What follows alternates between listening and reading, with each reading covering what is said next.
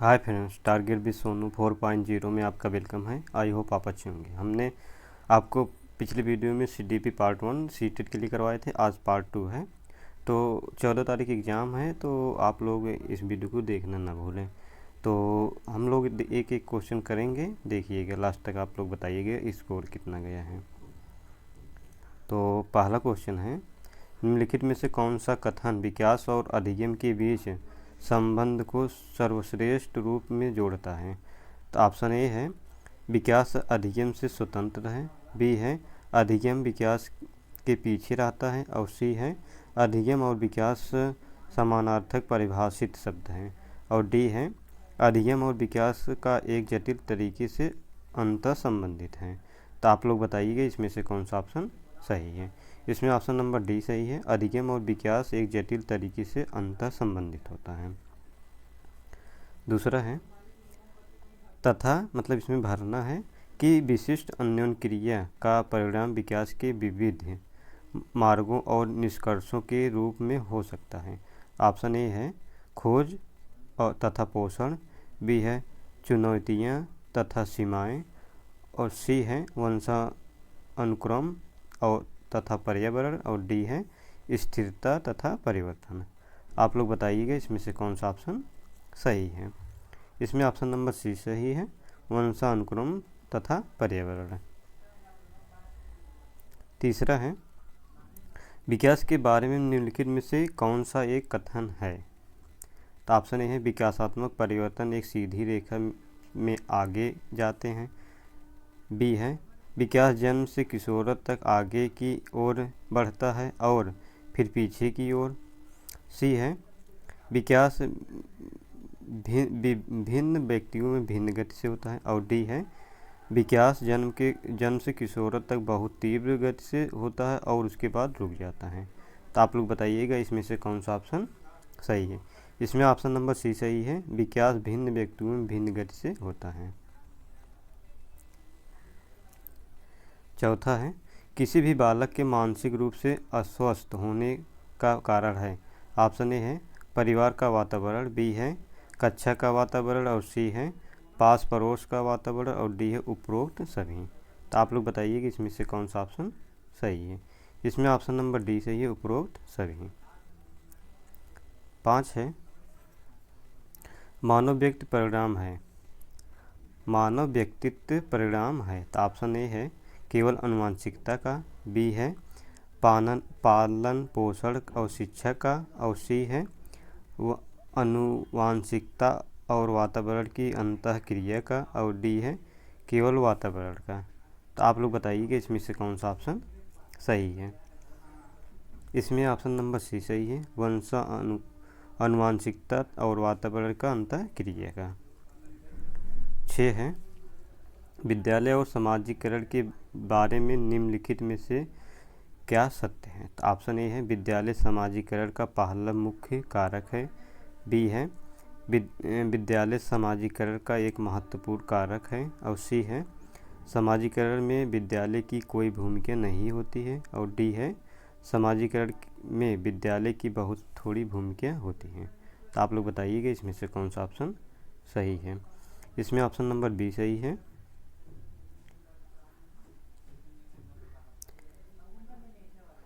विद्यालय समाजीकरण का एक महत्वपूर्ण कारक है। 7 है थॉर्नडाइक ने अपने सिद्धांत को किस शीर्षक से सिद्ध किया? तो ऑप्शन है ए है संज्ञानात्मक अधिगम, बी है अधिगम के प्रयास एवं भूल, और सी है संकेत अधिगम, और डी है स्थान अधिगम। तो आप लोग बताइएगा इसमें से कौन सा ऑप्शन सही है। इसमें ऑप्शन नंबर बी है अधिगम के प्रयास एवं भूल का। 8 है निम्नलिखित में से कौन सी स्थिति बाल केंद्रित कक्ष में प्रदर्शित कर रही है? तो ऑप्शन ए है एक कक्षा जिसमें शिक्षिका नोट लिखा देती है और शिक्षार्थियों से उन्हें याद करने को कहती हैं, बी है एक कक्षा में पाठ्य पुस्तक एवं मात्र संसाधन होता है जिसका संदर्भ शिक्षिका होती है, और सी है एक कक्षा में जिसमें शिक्षार्थी समूह में बैठे हैं और शिक्षिका बारी बारी से प्रत्येक समूह में जा रही है, और डी है एक कक्षा में जिसमें विद्यार्थियों का व्यवहार शिक्षिका द्वारा दिए जाने वाले पुरस्कार और दंड से संचालित होता है। तो आप लोग बताइए कि इसमें से कौन सा ऑप्शन सही है। इसमें ऑप्शन नंबर सी सही है। एक कक्षा में जिसमें शिक्षार्थी समूह में बैठे हैं और शिक्षिका बारी बारी से प्रत्येक समूह में जा रही हैं। 9 है 16 वर्षीय बच्चा बुद्धिलब्धि परीक्षण 75 अंक प्राप्त करता है और उसका मानसिक आयु वर्ष होगा। तो हमने आपको ये क्वेश्चन बहुत कराया, आप चाहे जो मतलब CDP में देख लेंगे तो किसी आपको मिल जाएगा। इसका होता है मानसिक आय बताओ वास्तविक मानसिक आय बराबर वास्तविक आय बटे मतलब मानसिक आय बटे वास्तविक आय। तो बुद्धिलब्धि मतलब दिए है 75 अंक, तो 75 हो गया गुणे 16 बटे 100 होगा। जब इसको काटेंगे तो यहाँ 3 आएगा, यहाँ 4 आएगा, तो गुणा करेंगे तो 12 आएगा। तो बुद्धिलब्धि बराबर 12 होगा। इसमें 10 है पहचान विकास संबंधित है। तो ऑप्शन ए है एरिक्सन के सिद्धांत से, बी है फ्रायड के सिद्धांत से, और सी है वाइगोस्की के सिद्धांत से, और डी है डेवी के सिद्धांत से। तो आप लोग बताइए कि इसमें से कौन सा ऑप्शन सही है। इसमें ऑप्शन नंबर ए सही है, एरिक्सन के सिद्धांत से। 11 है भाषा विकास के लिए प्रारंभिक बचपन काल है कम महत्वपूर्ण है, अमहत्वपूर्ण है, और सी है अति संवेदनशील है, और डी है निरपेक्ष है। तो आप लोग बताइए कि इसमें से कौन सा ऑप्शन सही है। इसमें ऑप्शन नंबर सी सही है, अति संवेदनशील है। 12 है कक्षा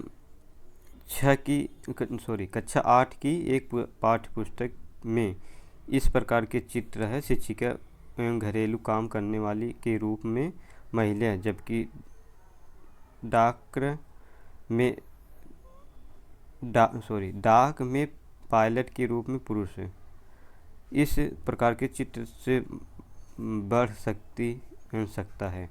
तो ऑप्शन है लिंग रूढ़िबद्धता, बी है लिंग सशक्तिकरण, और सी है लिंग भूमिका निर्वाह खेल, और डी है लिंग स्थिरता। तो आप लोग बताइएगा इसमें से कौन सा ऑप्शन सही। इसमें ऑप्शन नंबर ए सही है, लिंग रूढ़िबद्धता। 13 है व्यक्तियों के एक दूसरे से भिन्नता क्यों होती है। तो ऑप्शन ए है वातावरण के प्रभाव के, बी है जन्मजात विशेषताओं के कारण, और सी है वंशानुक्रमण और वातावरण के बीच अन्योन्य क्रिया के कारण, और डी है प्रत्येक व्यक्ति को उसके माता पिता से जीनों को संबंधित समुच्चय प्राप्त करने के कारण। तो आप लोग बताइएगा इसमें से कौन सा ऑप्शन सही। इसमें आप लोग बताइएगा कौन सा ऑप्शन सही है। तो इसमें ऑप्शन नंबर सी सही है, वंशानुक्रमण और वातावरण के बीच अन्योन्य क्रिया के कारण।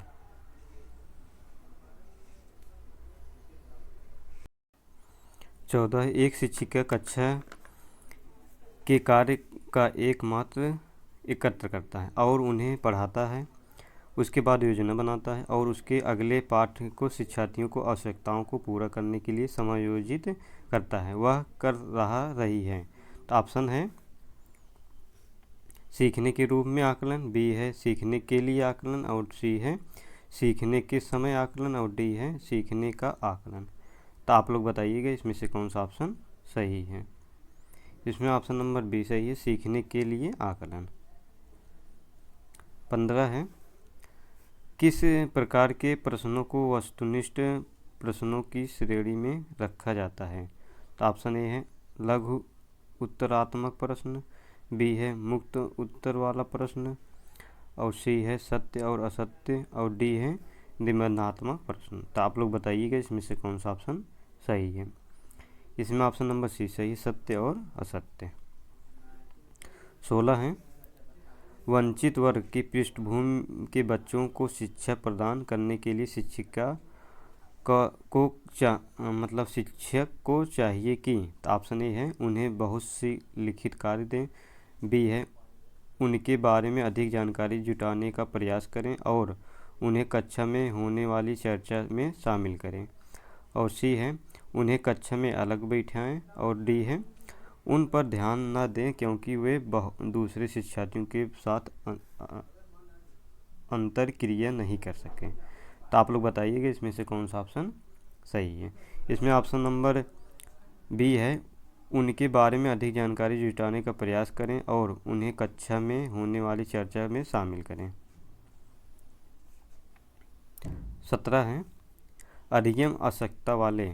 ऑप्शन ए है, बच्चों को एक समान दिखाई देने वाला अक्षरों और वर्णों में भ्रम होता है। बी है, बच्चे दृश्य शब्द साइट वर्ड्स को आसानी से पहचानते और समझते हैं। और सी है, बच्चों का मानसिक विकास मंद होता है। और डी है, बच्चे निम्न बुद्धि वाले होते हैं। तो आप लोग बताइएगा इसमें से कौन सा ऑप्शन सही है। इसमें ऑप्शन नंबर ए सही है, बच्चों को एक समान दिखाई देने वाले अक्षरों को वर्णों को भ्रम होता है। 18 है, कक्षा में सृजनात्मक और प्रभावशाली बच्चों के लिए आवश्यकता हस्तक्षेप निर्भर करता है। ऑप्शन ए है, शिक्षक द्वारा अनुकूलित और प्रेरक निर्देशन तरीकों के उपयोग पर। और बी है, उन्हें अतिरिक्त समय दिए जाने पर। और सी है, उनके प्रति स्नेही होने के नाते पर। और डी है, उन्हें अन्य बच्चों को पढ़ने की जिम्मेदारी देने पर। तो आप लोग बताइएगा इसमें से कौन सा ऑप्शन सही है। डी है, उनमें अन्य बच्चों को पढ़ाने की जिम्मेदारी देने पर। तो आप लोग बताइएगा इसमें से कौन सा ऑप्शन सही है। इसमें ऑप्शन नंबर ए सही है, शिक्षक द्वारा अनुकूलित और प्रेरक निर्देशन तरीकों के उपयोग पर। 19 है, जन्म के समय लगी चोट या भ्रूण क्षति की वजह से आई मानसिक मंदता कहलाती है। जैविक मंदता, पारिवारिक मंदता, सी है आकस्मिक मंदता। और डी है चिकित्सात्मक मंदता। तो आप लोग बताइएगा इसमें से कौन सा ऑप्शन सही है। इसमें ऑप्शन नंबर ए सही है, जैविक मंदता। 20 है, निम्नलिखित में से किस समूह के बच्चों को समायोजन की समस्या होती है। ऑप्शन ए है, औसत बुद्धि के बच्चे। बी है, ग्रामीण बच्चे। सी है, अध्ययनशील बच्चे। और डी है, कुशाग्र बुद्धि के बच्चे। तो आप लोग बताइएगा इसमें से कौन सा ऑप्शन सही है। इसमें ऑप्शन नंबर डी सही है, कुशाग्र बुद्धि के बच्चे। 21 है, सीखना समृद्ध हो सकता है यदि। ऑप्शन ए है, कक्षा में अधिक से अधिक शिक्षा सामग्री का प्रयोग किया जाए। बी है, शिक्षक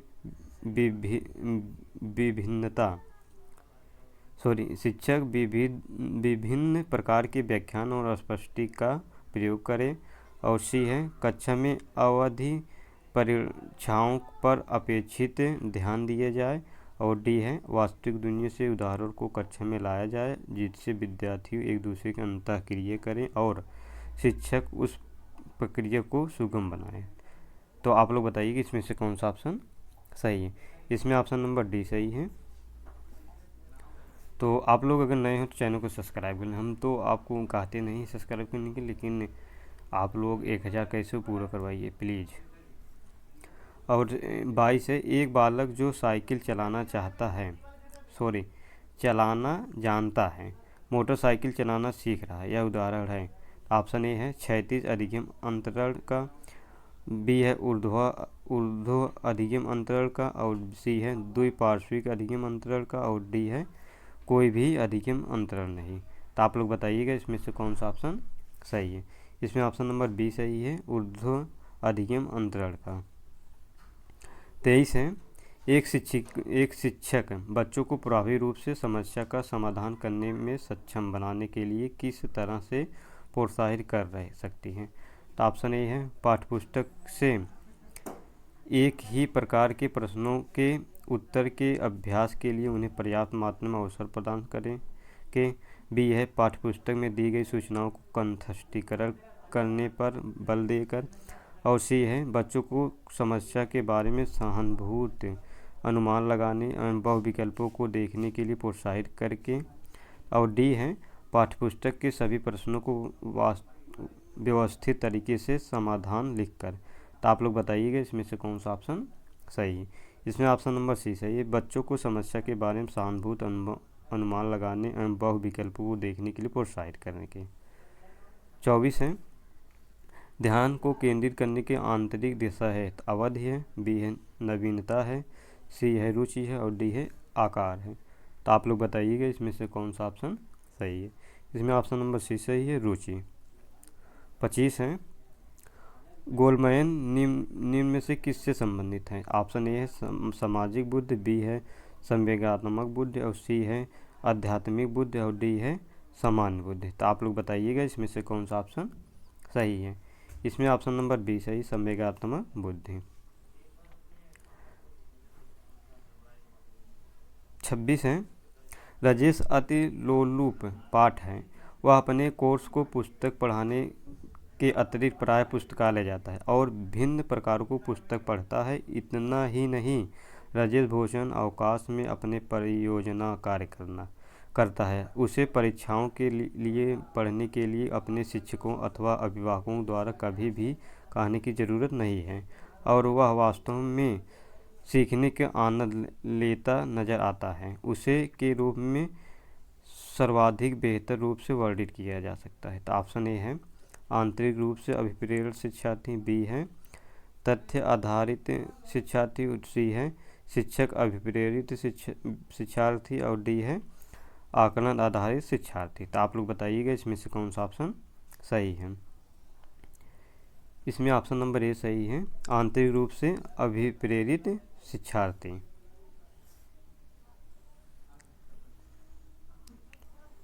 27 है, अनुसंधान सुझाते हैं कि एक विविध कक्षा में अपने विद्यार्थियों को शिक्षिका की अपेक्षाएं विद्यार्थियों के अधिगम है। ऑप्शन ए है पर महत्वपूर्ण प्रभाव छोड़ती है, बी है का एकमात्र निर्धारक होती है, सी है एक के साथ संबंधित नहीं मानी जानी चाहिए और डी है पर कोई प्रभाव नहीं छोड़ती है। तो आप लोग बताइएगा इसमें से कौन सा ऑप्शन सही है। इसमें ऑप्शन नंबर ए सही है, पर महत्वपूर्ण प्रभाव छोड़ती है। 28 है, संकलनात्मक परामर्श के जन्मदाता है। विलियमसन, बी है थर्न और सी है रोजर्स और डी इनमें से कोई नहीं। तो आप लोग बताइए कि इसमें से कौन सा ऑप्शन सही। इसमें ऑप्शन नंबर बी सही है, थर्न।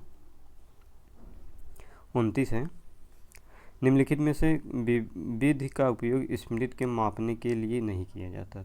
ऑप्शन ए है प्रत्याह्वान विधि, बी है तार्किक विधि और सी है पहचान विधि और डी है पुनः सीखना विधि। तो आप लोग बताइए इसमें से कौन सा ऑप्शन सही। इसमें ऑप्शन नंबर बी है तार्किक विधि।